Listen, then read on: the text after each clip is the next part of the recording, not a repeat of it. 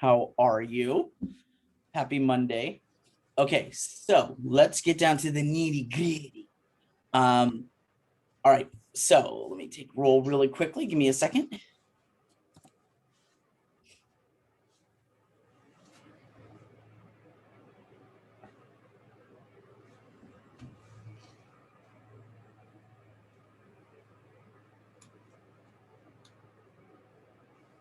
Okay.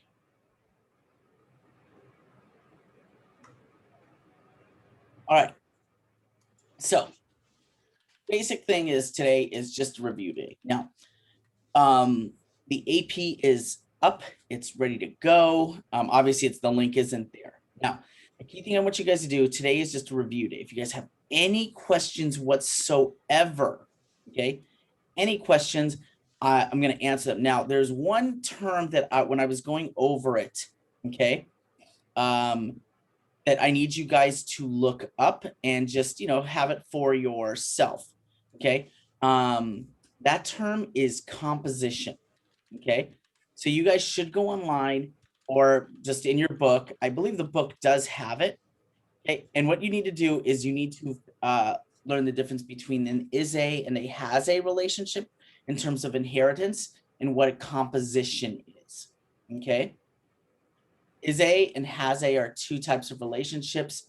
Understand the term composition, okay? Right? So that being said, again, today is basically just a review day. For any questions after this, I don't want you guys even studying or doing anything. I just want you guys to kind of just relax, okay? Hold on 1 second. All right. Now, so again, based on the time that I was able to give you guys, the it is 21 or it's 17 questions and it's 40 minutes, okay? All right. So and also anything is fair game, okay? It is this year's AP was difficult, so it's not going to be an easy exam, okay? The key thing, like in terms of testing strategies that I want you guys to keep in mind is one, remember that if you are cycling through something, if you are looping through something, key first thing, find the algorithm, okay? On the first cycle, you should be able to eliminate 2 answers, okay? You normally will not need to go more than 3, okay? You should generally have about 2 minutes per question, okay? About 2 minutes and 15 seconds per question, okay? There are questions on here where you definitely have to know your stuff. It is going to take longer than 2 minutes to do, okay? So that's why they're banking on you. Oh, okay, I'm going to get this one done in about 30 seconds so that I have another minute and a half to allocate to this question. Okay, so that being said, any questions? Yes, Gary. So on recursion, Yes. so if the first pass through it, it doesn't change anything, that still counts as a pass, right? You're thinking of sorting. Oh, sorry, not, I don't know. I said recursion, sorting, yeah. The sorting, if it's just numbers, I mean, no, the first pass, it's considered a first pass when, so it's considered a first pass the minute something is changed. So for example, let's say you have 10 items in a row, okay? And then you're going through and 6 of them are all in the same, like they're all good. They all work, right? They're all in the correct order. And it's that 7th one. It doesn't mean it's gone through 7 passes. Oh, so it's only gone through 6 at that point. Or it's gone through 0. We consider it at the AP, and this has been brought up before. The first change is the first swap. And then so the last Is change the first change is the first pass. I'm sorry. And then so the last change is the last pass. Exactly. Okay, cool. That's why, for example, like theoretically, on a sort or on an insertion or a selection sort, theoretically, you can put the numbers in order. You'll have to have a swap or an insertion every single time. with the exception of the last one, because when you make that last switch, they're going to be in order. That's why it's always going to be the max possible sorts that you could do is n minus 1 if n is the length.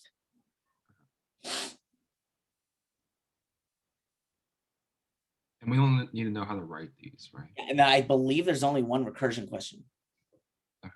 Yeah, you will not know, you will not need to ever write a sort or a search. We still have to go over linear and binary searches. There was a linear and binary search question in there, but we will go over those later.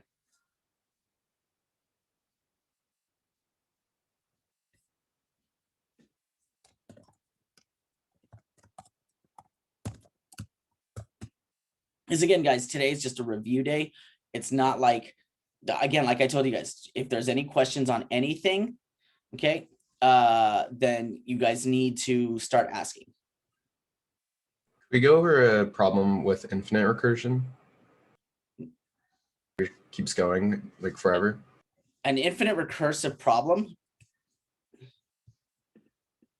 So for, I mean, it's, so you have to have an idea of what infinite recursion is. So for example, what it's basically, what is recursion generally? Like a for loop, except in a method. A for loop with a method, exactly. So let's say I do, give me 1 second. Okay, so let's say I do this. Let me set this up.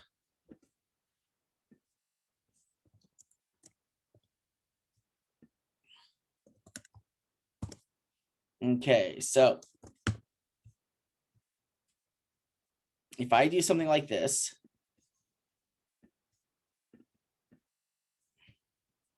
okay, infrec int n. So if I say if, where is it? Oh, that's different. Okay, if n equals 0 or n equals 1, okay, I'm going to say return 3, something like that. Okay, else, if I do this, so else return n plus infinite rec n. This is infinite recursion. Who can tell me why? You're never subtracting it, so you're always adding the initial. I'm never manipulating n. I've never manipulated. So what's going to happen is, let's say that I run this as inf rec 5. This is going to just continue to go on and on and on, because I never, ever, okay, I never, ever, ever, you know, it's still going, it's still going, it's still going, it's still going. It's, believe it or not, it's still running. Okay. So, but it's, that's it. It's basically, you've never manipulated n. Okay. So because you've never manipulated n, it's never going to reach the base case. So it's always going to go and go and go. You have to have something here, in here, specifically in here. This is what's stored. This is what's counting down.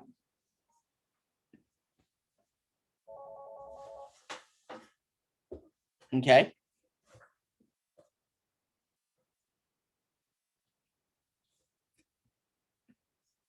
Now, again, you guys should know the difference between post and pre-recursion. But again, you only have one question on it. Okay, I believe just one.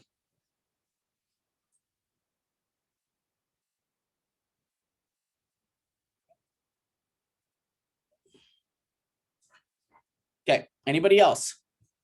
Again, guys, I don't want you to be stressed out regarding this. Hold on. Okay, I don't want you to be stressed out regarding this, but how do you say? It's because it's just a practice AP. Yes, Alex. If the n in the example you just showed was an n plus 1, would it eventually stop because it goes past like the largest int and then goes down? Yes, theoretically that would be the case. Okay, so for example, that's a great question. Hold on 1 second. Hold on 1 second. basically what's happening, geez, hold on. Okay, there we go. Basically what's happening is, if you were to ask, let's say I started at 0, would this be an example of infinite recursion? Then yes, you are right, because theoretically what's going to happen is it's going to go 2 to the 32nd minus 1 times, and then it'll hit -1. So that's a great question. And that is, it's funny you mentioned that. I actually think that was a question on the AP, Alex. So that's a great, do you guys understand what he's talking about? So theoretically it's not, so because here, because this one has no manipulation of n at all, this is infinite recursion. But because this is n+1, I'm going to get a massive number that more than likely is not going to be able to be contained. It would more than likely have to be contained in a long. Okay. So that's what it's going to be. So that's, yeah. That's going to go, this will eventually stop after 2 to the 32nd minus 1 times, which is like 2 billion times. Yes. That wouldn't be an example of infinite recursion because it would No, eventually stop. Well, what is the rule when you get to the highest number that an int can store? It goes back down to, oh, it goes back down to 1? Nope. 0? Nope. Who can tell him? Euban. When you exceed the highest number that you can, what does it go to on an int? Very lowest number, like negative. Yes, it goes in a million negative. or whatever. Okay, it goes to the negative number. So -2 billion. So technically, theoretically, this would run 4 billion times, 2 to the 64th time. And then eventually you would get to 0.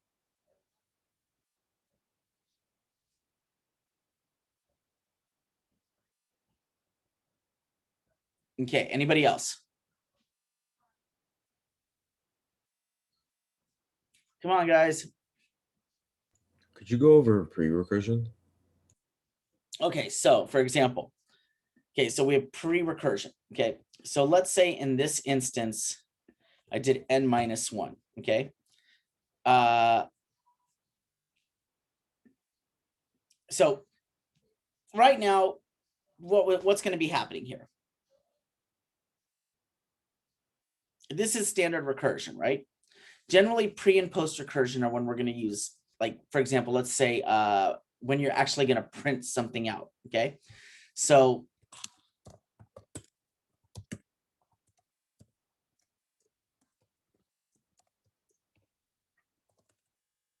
okay, so let's say if n equals 0.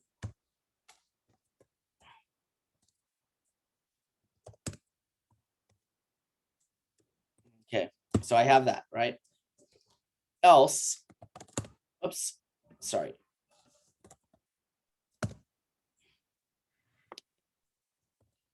Sorry about that. Brain fart, it's Monday, forgive me. Else, so here's the thing. So here is pre-recursion and post-recursion, okay? So let's say that I was to do this. Sys out, and then I do a dash. And then I do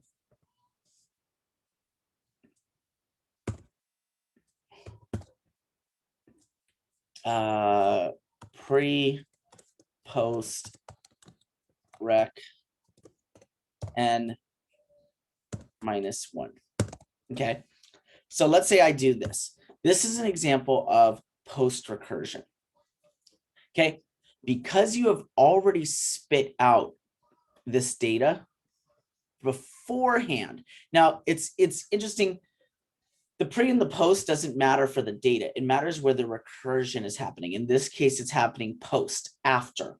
Okay, so post recursion. So what's basically going to happen in this case, we say minus, minus, minus, minus, minus, dash. Okay, so if I were to say pre, post, rec 5. Okay, so if I were to run this, dash, dash, dash, dash, dash, asterisk. Okay, whereas the minute that I do this, okay, and I put it here, Now this is actually being stored. Okay, this is actually being stored. All right. So for example, to put this in real time to kind of show you guys, I'm going to do ends. Okay. So if I did this theoretically, what should print out? Asterisk 5, 4, 3, 2. Okay. You asterisk 5, 4, 3, 2, 1. Okay. And then what? That is incorrect. What is the first number that's stored? 4. This is pre-recursion. The first number that's stored is 5. You always store that first n. Okay. So basically what's going to print out is asterisk 1, 2, 3, 4, 5. Because what you did is this, that first n goes into the truck, 5, then that 4, then that 3, then that 2, then that 1, you get to 0. What does it say when you get to 0? I'm no longer running my method, so I print out an asterisk. Now I can start taking things out of the truck. What's the most recent thing I took out of the truck? Or that I put into the truck? The 1. Then I put the 2, then I put the 3, then I put the 4, then I put the 5. Okay? So more than likely the highest n value will be either the last thing printed or the last thing added or subtracted based on whatever operation you use. And by the way, also for recursion, you're never going to get really a multiplication or division recursive question. And the reason why, you're not even allowed a calculator on this exam. So they don't want you making mistakes. So they keep it kind of simple with addition.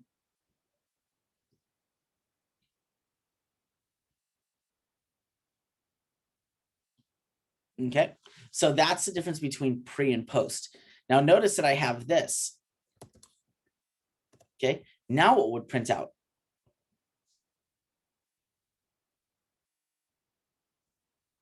Eon, what would print out now?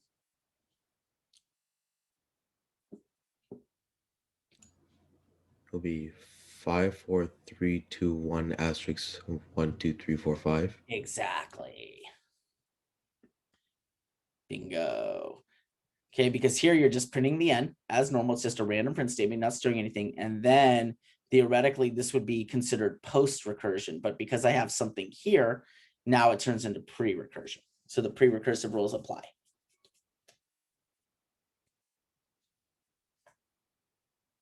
Okay.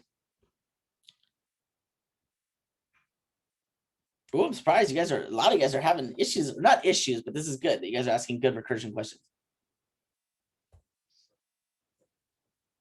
Anybody else?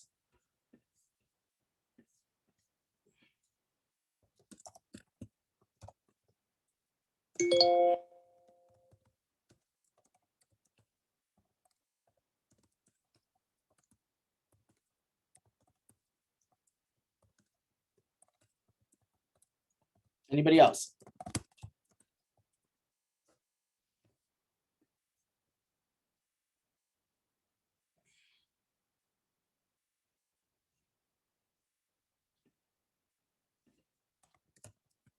Anybody?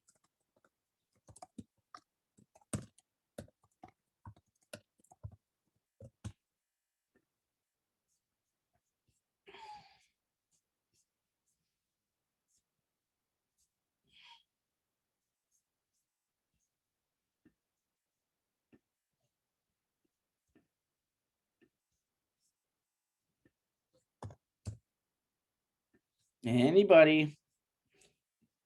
I'm gonna stay on.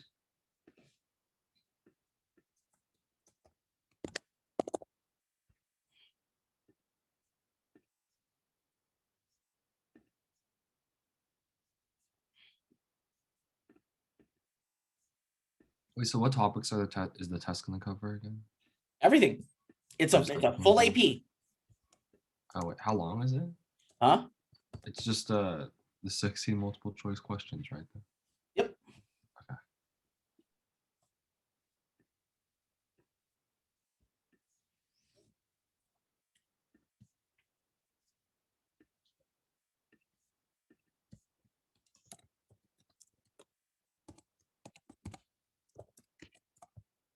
Yeah, this is not This is not, how do you say, this is not, what's it called? This is like a legit AP. And this, I gotta tell you, like, also, it's not, this one was difficult. I mean, this was 2015 was a very difficult year. It was the lowest pass rate in the history of the exam. It was something like they altered it. It was like the pass rate, like the average score on the multiple choice was 11 and the free response was 9. And then if you look for the year, and I have the PowerPoint because I was a table leader. But then when ETS published it, this is how you know sometimes they're lying. Oh, the average score was 20. Where did you get those numbers? No, it wasn't. Everybody, that was like the talk of the town was how hard and how difficult this test was because they made the questions really difficult. Wait, how many points is the multiple choice and the FRQ supposed to be out of? What do you mean? So you say like the average was on the multiple choice was like 11. So the average, so yeah, so it was basically, hold on one second. So basically it was, I believe it was like on the multiple choice, it was like 12 and they said that it was 20. And then on the free response, they said it was 9 and they changed that to 18. I see. I can't count. I'm not joking. I can't count how many times. So the way that it works when you're grading an AP, you get a folder of 20 exams. The rule is this: if they make one mark on the page, you have to grade it. So let's say you accidentally put like a little dash or something like that, like, or maybe like you tried to answer it, 0. If you leave the page completely blank, it is omitted. I can't tell you how many dashes and omits I graded. I think so. I graded that year. I went through 1,015 exams. I'd have to say 400 were zeros or dashes. Just like through the whole effort. Wait, is the FRQ only one problem? Or? 4. So the way when you get graded, you get one question. So they transfer the books from through 4 rooms. So one group gets highly trained on how to answer one question. Then another group gets question 2, and another group gets question 3, and so on. So basically, we start off, and when we're done grading, then that goes to another room. So how much is the FRQ worth compared to the rest of the tests? Or So it's 30. You get 4 free points, and then it's 36 multiple. It's 36 points. Every question is worth 9. Okay, and then so how much is, I guess, what percentage of the entire test is the FRQ, or what percentage is the multiple choice? It's 50-50. Oh, okay, cool.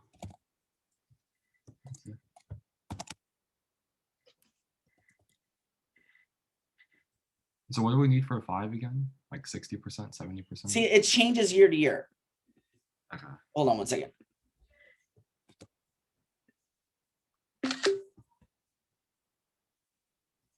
Okay. Yeah, it changes year to year. All right.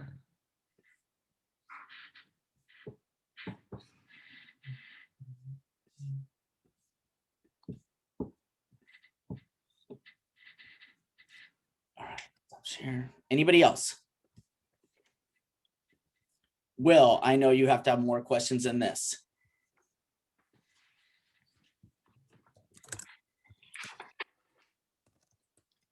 I don't have any on my mind right now. Huh? Well, then you can't gotta, think of it's not good enough. You gotta figure some out.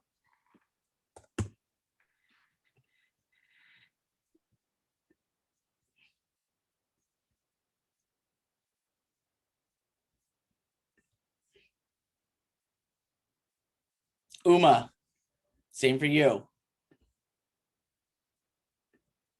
All of the ones I had were about recursion and they were like answered. So I'm trying to think of if I have any more. Could we go through what's the, hold on, I forgot my question.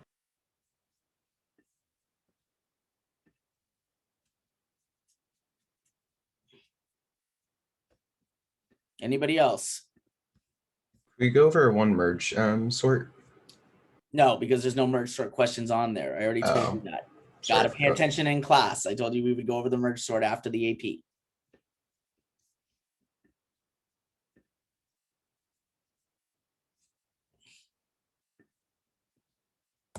And what is the key way you know something is a merge sort? Who can tell me? This I already have said. Logan, how do you know? You know if there's recursion. Bingo. It's a sort question, and then it's using a method to be called in.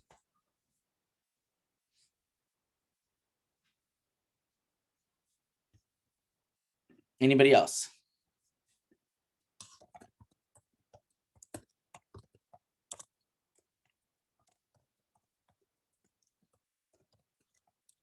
Anyone?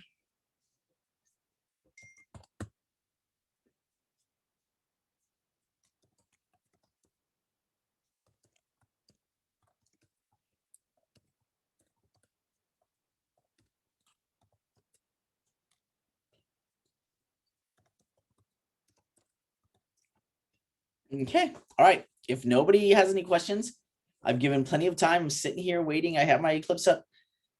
I'm not going to force it on you. My expectation, I will tell you what my expectations are. Okay. This class, I'm expecting averages between 10 and 13. Okay. If you get above a 10,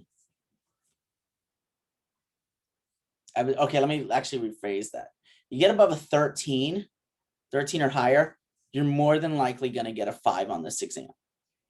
Okay. Get above a 13. Actually, I take it back. I'd say 14. I'd say 14 on this one. Let me, if I calculated it, I mean, they approximately miss because these are harder. I'd say, yeah, 14 to 17, you've got a good chance of getting a 5. 12, like, believe it or not, the way that it is, it's 12 and 13. You're probably going to get a 4. So like, it's the way that it works. It's a really big range for a 3, tiny range for a 4, and then a medium sized range for a 5. It's really weird. I don't know why they do that, but that's how it is. It's so stupid. Okay. But that's the range. So, other than that, then the other thing that you have to do is, and then a 3, I would say would be a 9 to about a 12. 9, 10, 11, 12. Actually, what a 3? No, a 10, 11, and 12. So basically you need to get 10 or higher to consider yourself that you would pass this AP. Okay. Now, if you get a 9, you're on the bubble. There's a possibility that you could do better because these questions are harder. Okay. They've gotten easier since this exam because students complain this exam was freaking brutal that year. Okay. So if you got a 9, you're good, but you get like, I mean, if it was lower, I mean, we're the only school, I believe, in Los Angeles that the AP is not optional right now. Every other school in Los Angeles, the AP is optional. If you had lower than a 7, I would tell you don't take the AP. But at this point right now, if you're at a 7, you've got a lot of work to do. Like a 7 or 8 and lower, you have to do better. I'm just going to call it as it is. It's an AP class. You guys can take it. Okay. All right. So that's this. I'm going to upload this. Any questions? All right. Okay. Then I will see you guys. Good. Again, guys, do not study. There's no need. Relax. This is literally you guys going in. You're relaxed. You're just doing this nice and chill. This isn't graded. Remember that. You'll see your grade, but it's not going to affect your grade. You'll see AP exam and you'll see that it is 0 points in the grade book. Okay. And then what I will more than likely do is I will go through and I will put comments based on each individual score that I see. Okay. And that'll probably also be the comments that you'll get when I go into your grading to kind of show you where you're at. Okay. Like, the mid-quarter grades or third quarter grades. So, all right, Henry, stay after, please. Goodbye, guys.